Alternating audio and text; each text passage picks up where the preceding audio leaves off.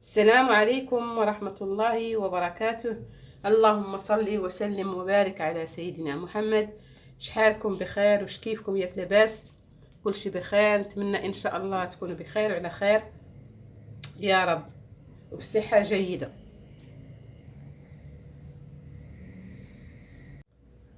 كنشكركم على الدعم ديالكم وعلى المشاركة ديالكم في القناة ديالي.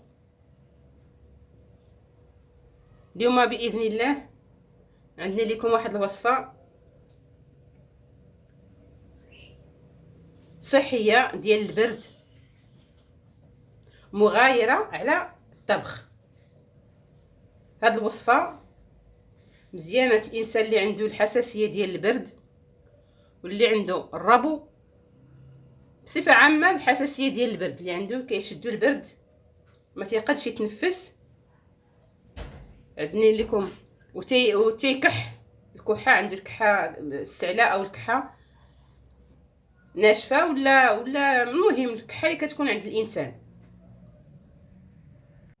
هاد الدواء اللي غندير لكم اليوم ان شاء الله راه عن تجربة، راه مجربينه الناس وتشافوا من البرد مزيان، وشكروني عليه شكروني عليه الناس مزيان. واليوم ان شاء الله بغيت نشاركه معكم باذن الله للاجر فقط، والدعوات لكم ليا والوالده ديالي. اليوم هما المقادير. عندنا هنايا زريعه الكتان، راه صحيه. زريعه الكتان تاهي راه صحيه. عندنا هنايا عرق سوس، هو هذا، ها هو يا مطحون، ها هو كيكون مطحون، هذا هو عرق سوس. عندنا هنايا حب الرشاد او حب رشاد، ها هو هذا ما كيكونش مدقوق، حب رشاد تيكون غير هكا حبوب. عندنا الحلبه اللي هي مطحونه، اللي هي هذه هي الحلبه راه هي صحيه. هي من بعد ما دقيناها مزيان.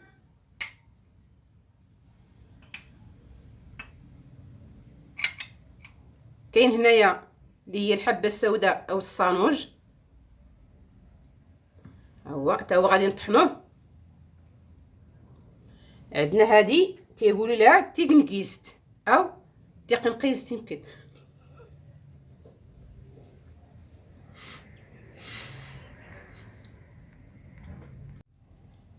هي هذه كتسمى تيغنكيست، راهي حتى هي مزيانه وكيكون الثمن شي شويه ديالها غالي. داكشي علاش غادي نديرو منها واحد شويه تقريبا شي معلقه هكاك. والواحد يسول يدخل لجوجل ويسميها تيغنكيست وغيخرج ليه الفوائد ديالها. هاي راه كتكون بحال هكا عواد، كتشدوها مسحناها مزيان، حيدنا من هذاك التراب، حكيناها بالمس تقريبا او باش المهم شي حاجه باش تحيد من هذاك التراب، ومسحناها مزيان. وهي هذه عندنا هنايا تافغه هي هذه تافغه هي هذه حتى هي كتكون عند العطار، قولوا ليه تافغه غيعطيها لكم.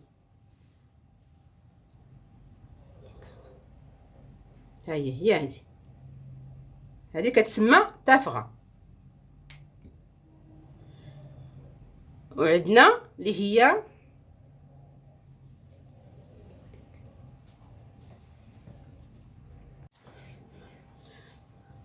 هذا الذروه مذوبه، حنا في الصحراء كنسموها لودك.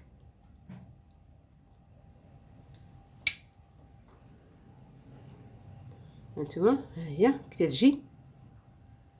كتجي مذوبه، كندوبها حنايا فوق الفاخر، كتكون على نار مهيله، تذوبيها على نار مهيله. هي الذروه هي كتكون هذيك اللي كتكون عند الجمل، الشحمه ديالو تتكون في ظهره، هذه راه معروفه.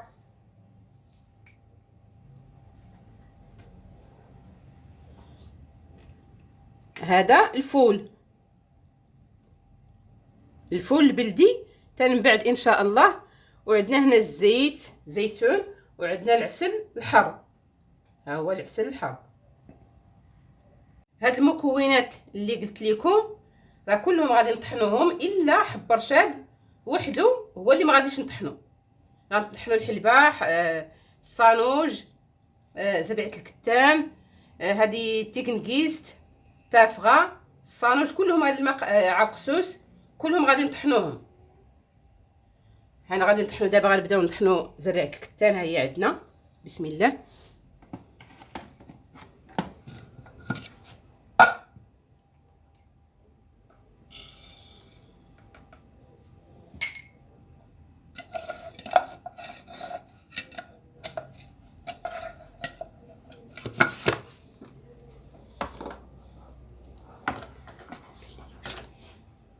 بسم الله.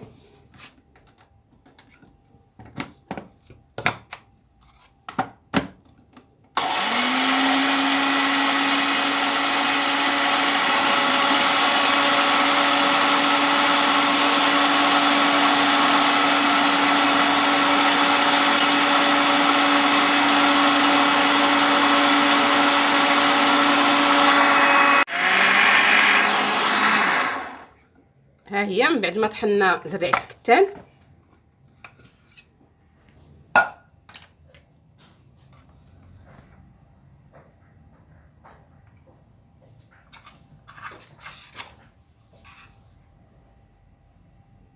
غادي نديرو منها تقريبا معلقه.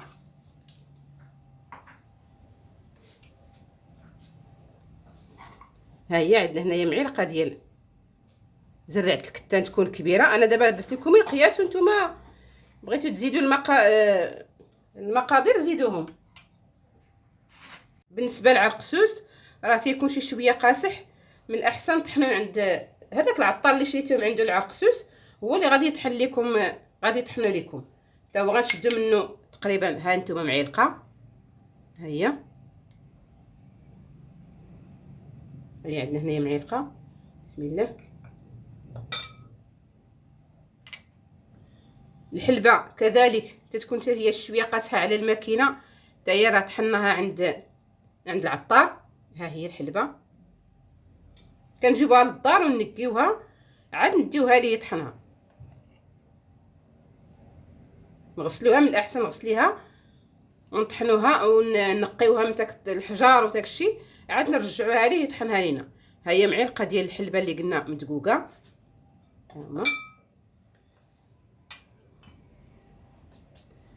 ها هو معلقه ديال حب رشاد ما كندقوش، هي كنقيوه فقط، ما تغسلوش، لان الا غسلتو راه غادي يخسر. هي كتنقيوه مزيان، كنحيدو منه داك التراب وداك الشيء. ها هي عندنا هنايا معلقه تا هو كذلك. بالنسبه للصانوج تا هو غادي نطحنوه،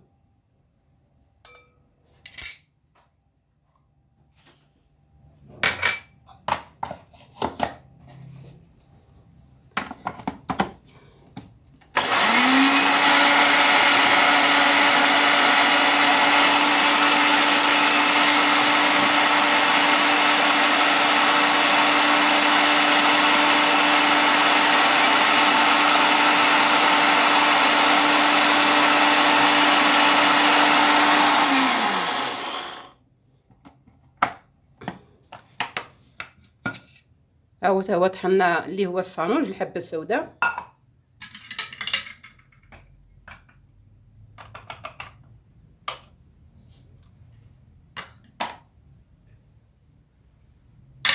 تا هو تقريبا عندنا معلقه، ها هي معلقه، هي كتشاره من الحبه السوداء.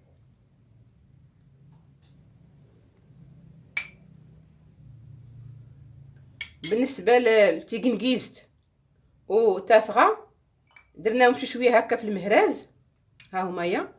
دابا تا هما غادي ندوزوهم في المونينيكس، لان التافغه حتى هي كتكون شي شويه قاصحه. ها هي غندوزوها حتى هي.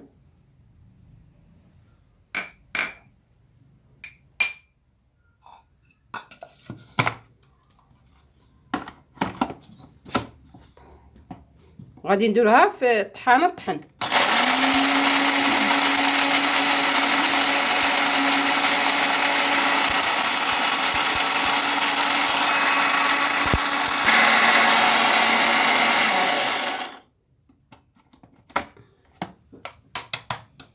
غادي نصفيوها نغربلوها هانتوما باش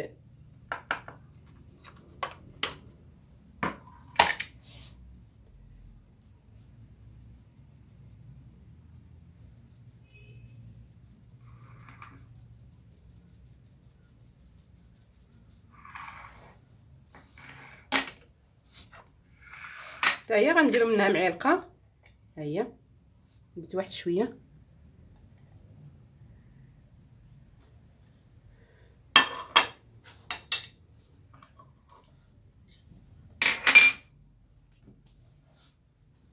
غادي نحركو هادشي. ها هما انا درت لكم دابا غير شويه، والانسان اللي بغى يضاعف هاد الخليط يضاعفو.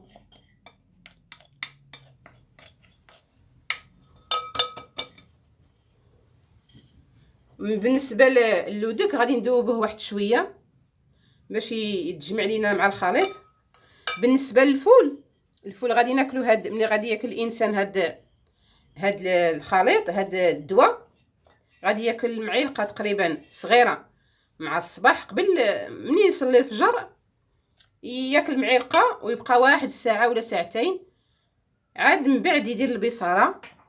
البصاره ها هي بالفول كلشي كيعرف يدير البصاره، ويشرب واحد الزلافه تاع البصاره تكون شي شويه بحال الحريره ماشي ثقيله، تكون شويه خفيفه، ويشرب مع هاد البصاره. ومن بعد ديك الساعه اللي بغى يفطر، وقبل ما ينعس تاني ياكل تقريبا معلقه صغيره.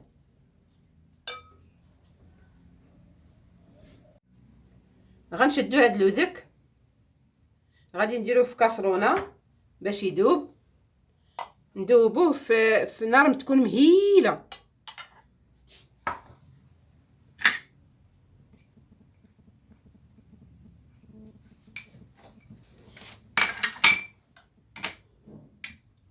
ها هو غنديو فوق البوطه.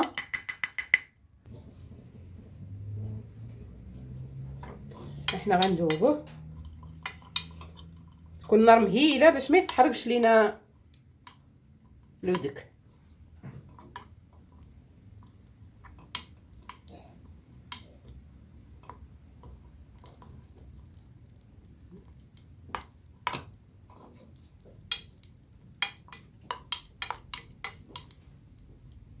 هاد اللودك تا هو راه صحي، حنا عندنا في الصحراء كيديروه كيتعالجوا به.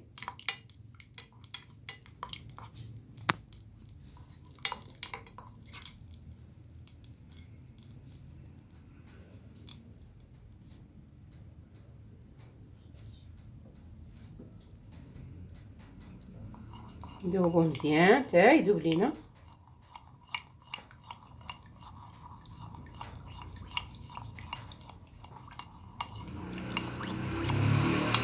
ها هو من بعد ما ذاب،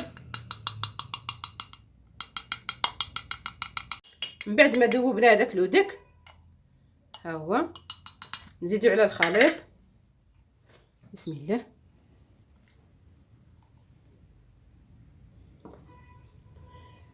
غادي نزيدو عليه العسل الحر، ها هو لان كيكون شي شويه سمو، خاصنا شويه باش يجي حلو. ها هو عندنا هنايا العسل الحر.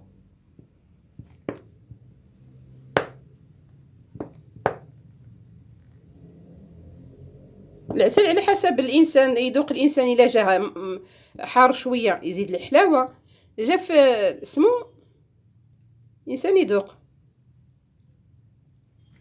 هو اللي غادي يعرف الحلاوه ديالو. شويه باقي قاسح.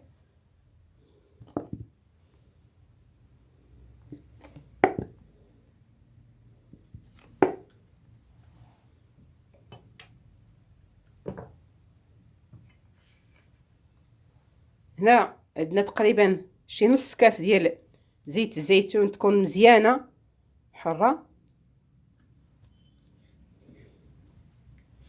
بسم الله.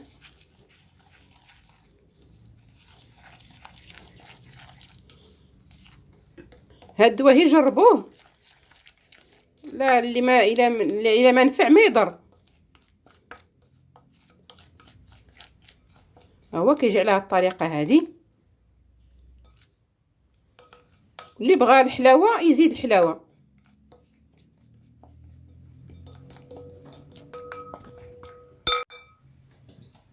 هو الخليط ما نخليوش ثقيل ما نخليوش خفيف، كيجي على هاد الطريقه هذه. من بعد ما كملنا غادي نشدو قرعه ديال الدجاج وغادي نعمرو فيها هاد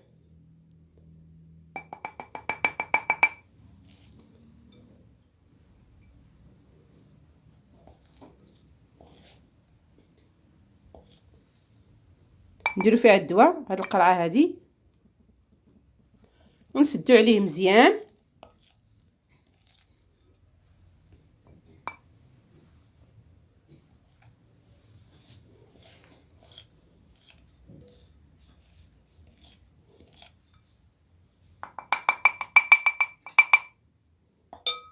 هانتوما هاو كيجي. نسالي ياكل منه معلقه صغيره قلنا في الصباح ومعلقه صغيره قبل ما ينعس.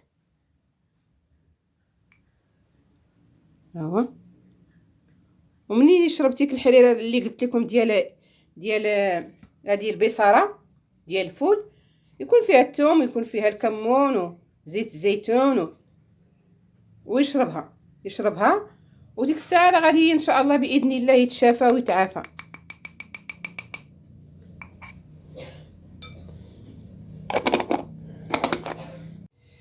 كنتمنى اخواني اخواتي تجربوا هاد الوصفه وما غاديش تندموا عليها، لان راه كتكون صحيه مزيانه وكتشافي اي واحد مريض عنده حساسيه او ضيق التنفس. راه مزيان ياكل هاد الدواء هذا، والله يشافي اي مريض ويعافيه يا رب. وما تنسونيش خوتي خواتاتي من لايك والاشتراك في القناه وتفعيل الجرس وفي التعليقات ديالكم والبارطاج. وشكرا لكم للمتابعه، وبصحه والراحه ومرحبا وسهلا ووهلا بكم في وصفه ان شاء الله باذن الله، وصفه جديده باذن الله.